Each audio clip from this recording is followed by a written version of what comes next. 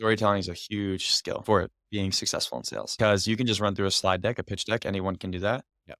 The best sellers are creating their own stories. If I'm speaking to a marketing executive and they make content or are just like active online, I'm pulling like quotes from them from podcasts, from LinkedIn posts, and I actually will put it on my slide deck and then I weave that into my story. All right. I'm here live at Demo Stack Studios with my man Vint Matano. We're here at the B2BMX conference, sneaking away to shoot this little podcast. Vin, why don't you introduce yourself to the audience? What's going on? Happy to be here. My name is Vin Matano. Been in tech sales for the past 4.5, 5 years. Currently an AE at demand based, but as of recently, started like doubling down. I would now consider myself like a content creator. Hell yeah. So that's a conversation that we'll have. And yeah, from the East Coast, excited to be here in Scottsdale.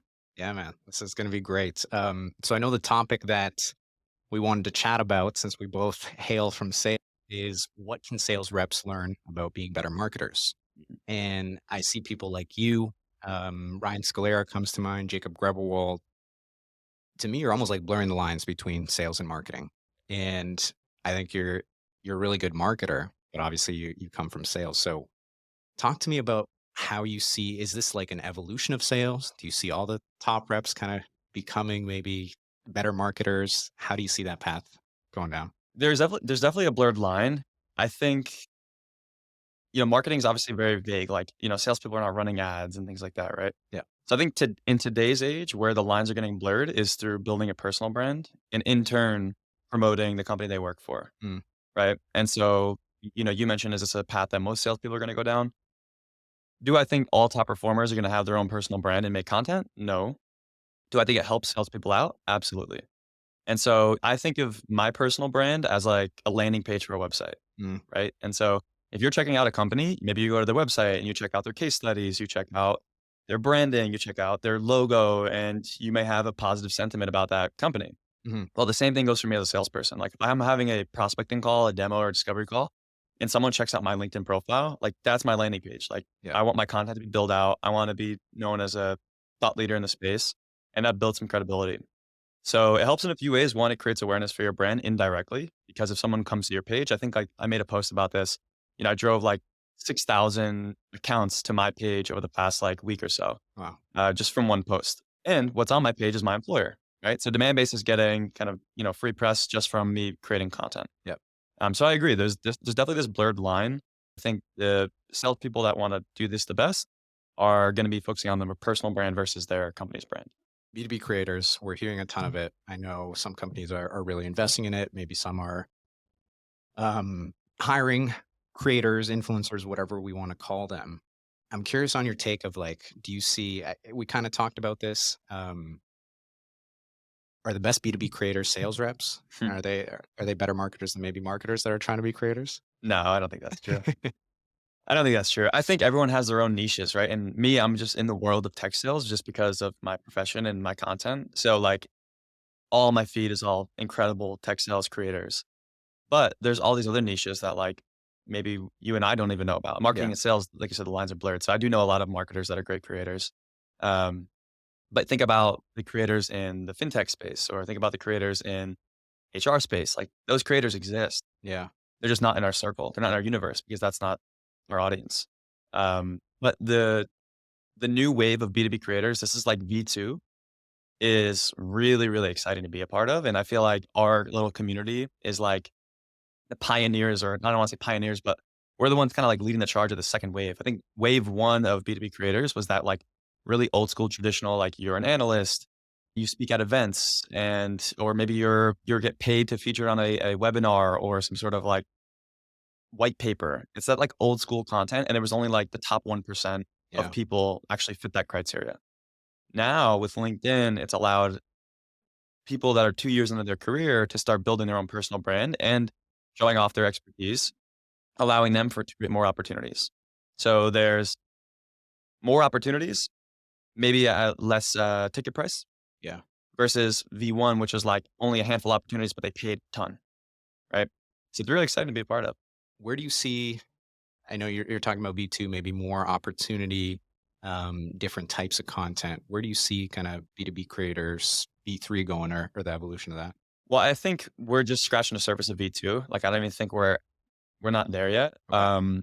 If you look at B2C, influencer marketing is like a part of their DNA, right? You want to buy a physical product, maybe like a cosmetic product, whatever it is, it's influencer marketing is part of that.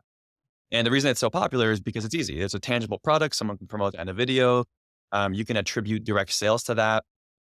With B2B influencer marketing, it's very difficult to actually track ROI because in most cases, no one's actually clicking buy now and buying like 6 figures Yeah. worth of software. Yeah. There's no attribution. And in most cases, some of the creators don't even have access to this enterprise product in some cases. So the difference is with B2B influencer marketing is more so about awareness. And depending on if it's like a PLG model, yeah, you can drive signups and things like that. No, it's such a great example of, yeah, almost, I don't want to say boring or renting, but exposing yourself to that very targeted following of some of these creators, right? Where they know the audience that they're speaking with, you're getting in front of it. Yeah, you're getting much more targeted than some of these awareness campaigns. And one thing I'll add to that Yeah. too, you asked the question about like, where do you see it going? Yeah. Just how marketers today are doing always on digital advertising campaigns.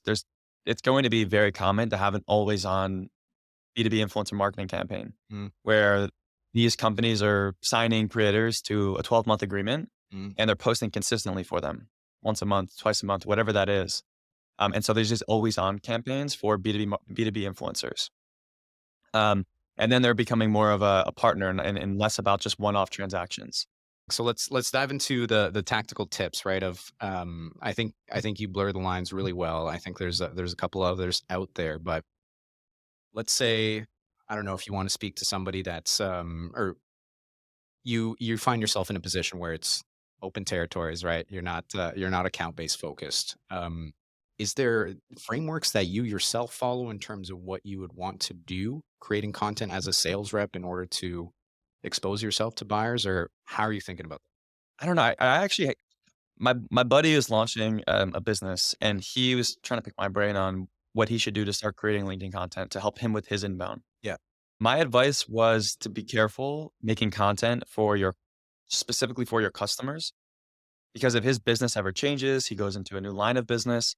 Now he has this audience that's not really as valuable to him, Yeah. right? I'm in a lucky position where I can make content about sales and marketing. And by the way, I sell to sales and marketing. Yeah.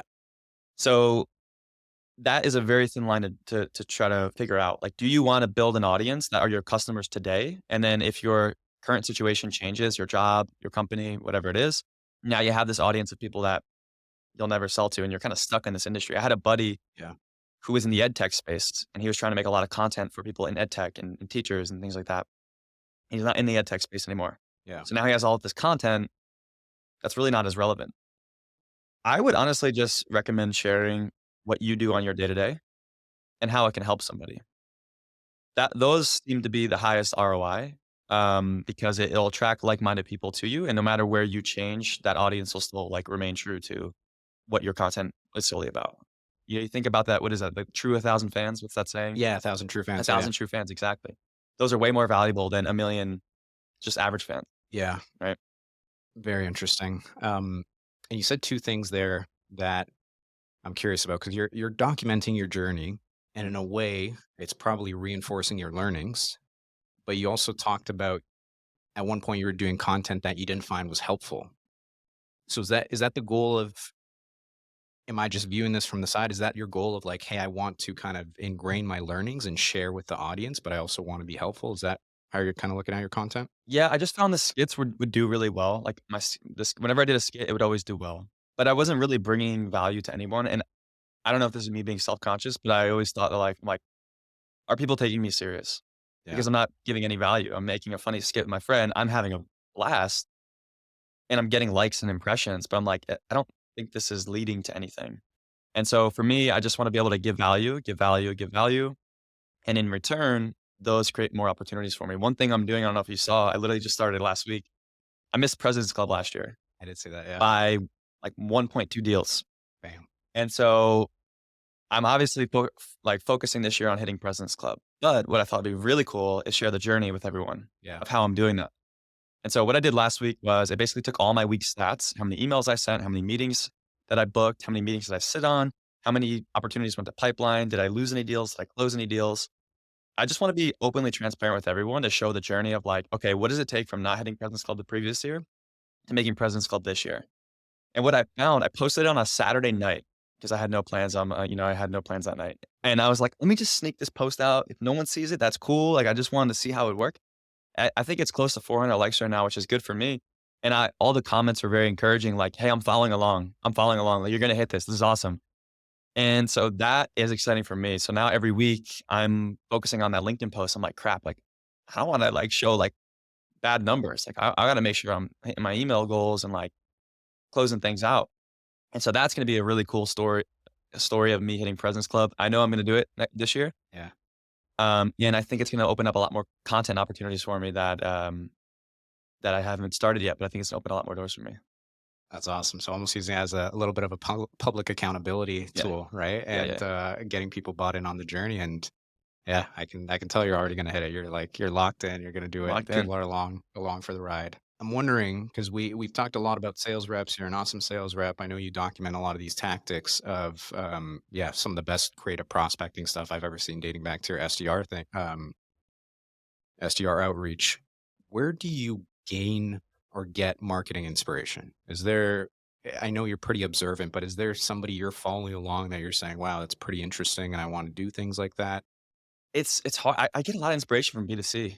Mm, I really do. Like all the influencers, like if you go on my timeline on my Instagram, if I give you my phone, it's all like guys that are doing stuff that I'm interested in. Like yeah, I'm interested in fitness. There's a lot of guys I follow that are making fitness content. I'm into traveling. I don't do it nearly as much as I'd like to, but I follow people who travel. I'm into entrepreneurship. So I follow a ton of people that are into entrepreneurship. And I try to take that model and apply it to B2B. And I think if you look at my content, I think you'll notice that too. It feels more of a lifestyle yeah, content than it is about tech sales, even though that's really the whole goal of my content. I don't really have one person in particular. I know there's a few people that are inspiring for me, and they're not even in the marketing or tech sales space. I don't know if you guys follow like Yes Theory. no, They're basically a group of guys that think their whole motto is like the best things in life are on the opposite side of discomfort. And so it's like about saying yes to things. And for me, theirs is like, skydiving and doing traveling yeah, videos. yeah, But I take their storytellings, they're incredible storytellers. And I also try to apply that with me just saying yes to opportunities and in creating this like experience on my page versus just me saying like, here's 3 ways to craft your email. Another person, obviously Casey Neistat, he's another person who is like the godfather of vlogging. He basically vlogged every single day. And instead of just, it's not just him showing his day, he would tell a story in every video. And so that's rewired my mind to be like, where's the story here? I started off initially just sharing my day. Get in the office at 8, I have coffee, I send emails. I still do that to an extent, but now my mind's thinking, "Hey, what's the story in my day?" I just posted a video about how our office is, we're not renewing our lease in New York. mhm, I could have made just a day in the life video about that, the last day in the office, but I told the story. There was a hook. I it said, "This is the was, last yeah, time I'm walking through these doors," and then I told the whole story, and then at the end, I told you what actually happened. Through that, you learned about what I did in my day, right? You don't even realize that I was sharing my day. You were more so just focused on like, "Okay, why is he not coming back here?" So that's where the inspiration I think comes from, a lot of B2C creators. yeah, that's awesome. Um, do you think the best sales reps are really good storytellers? Yeah. Oh, Yeah, yeah. Storytelling is a huge skill for being successful in sales yeah, because you can just run through a slide deck, a pitch deck. Anyone can do that. yeah, The best sellers are creating their own stories. mm, And one thing that I'm doing that's helping me tell better stories is now in the age of like all this content, how everything's public. If I'm speaking to a marketing executive and they make content or are just like active online, I'm pulling like quotes from them from podcasts, from LinkedIn posts, and I actually will put it on my slide deck yeah, and say, "Hey, I love this. You mentioned X, Y, and Z on this." Like, and then I weave that into my story mm, with my pitch. Or if they're not active, maybe I'm finding stuff about the company online. Maybe there's a earnings report. Maybe there's an announcement, and I weave that into my story. Hey, I just saw based on my research that you guys are focusing on going up market, right? Well, here's how I weave that story in, and it could be the same pitch, but it's really just about like dropping those little pieces of personalization to help tell the story better. You're still talking about demand base at the end of the day sure. or whatever your product is, but it's more of that storytelling aspect of it.